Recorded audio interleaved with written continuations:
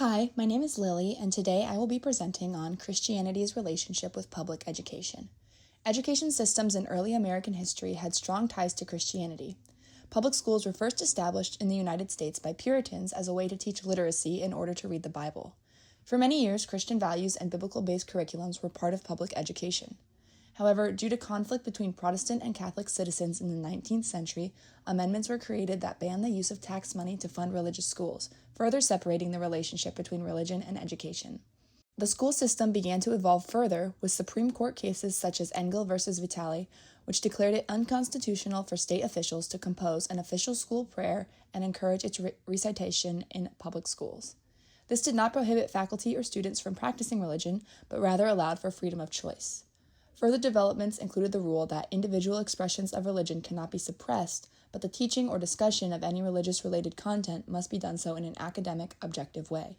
For many conservative Christians, a non-religious perspective could be seen as an anti-religious perspective, creating challenges with how parents view curriculums and school systems. Furthermore, the modern inclusion of topics such as women's rights, civil rights, and LGBTQ history could be seen as a threat to the at-home beliefs of many conservative Christian families. Due to difference of values, beliefs, teaching style, and environment, many Christian families have a more traditional view of the school system that places them in opposition of modern public schools.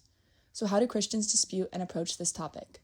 There are many disputes about whether or not the material taught in schools is religiously neutral or anti-religion, and therefore a threat to the freedom of religious expression. Some families also argue about whether or not to send their child to public school and whether or not the environment will be hostile to their beliefs or if the child should be placed in the system as a witness for God. Some alternative approaches to the public school system involve private, Christian, or charter schools, or removal from the school system altogether and homeschooling instead. This method has become increasingly popular on the West Coast over the past decade. Other religions such as Judaism and Islam may have similar concerns about discrimination, but their concerns regard more cultural discrimination as opposed to religious discrimination, as much of their religious doctrine is practiced at home and in private.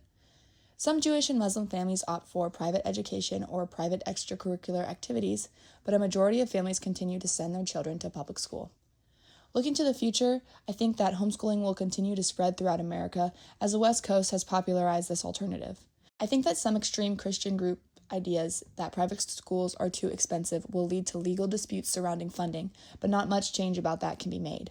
Furthermore, if private schools continue to gain popularity, it may cause a rift between younger generations and develop more religious segregation instead of protecting individual values like many families would hope. Thank you.